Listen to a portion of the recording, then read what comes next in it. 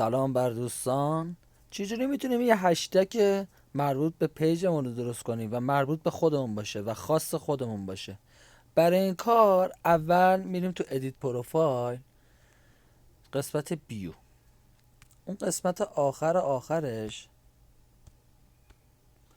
میزنیم هشتگ. حالا یه چیزی که مربوط به خودمونه یا هر چی که دوست داریم. حالا اسم پیج ما چیه؟ کپیه.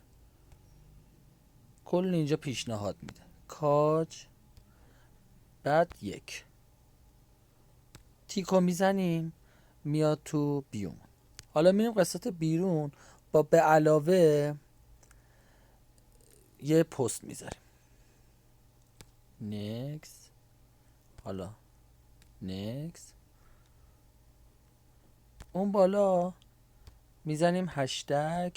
حالا کپی کاج انتخاب میکنیم، اوکی و شیر. حالا چه اتفاق میفته زمانی که ما از هشتگ ها استفاده میکنیم؟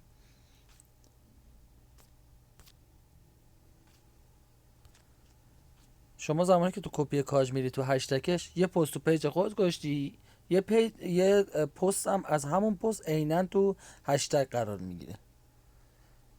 مثلا اینجا باز کپی کاج داریم، باز مثلا لوازم تحریر، یه هشتگ وقتی از لوازم تحریر استفاده میکنیم یه پست تو پیج خودمون داریم، یه پست هم اتوماتیک تو قسمت لوازم تحریر گذاشتیم که به اشتراک گذاشتیم. به همین راحتی میتونیم یه هشتگ منحصر به فرد خودمون رو داشته باشیم. با تشکر از توجهتون.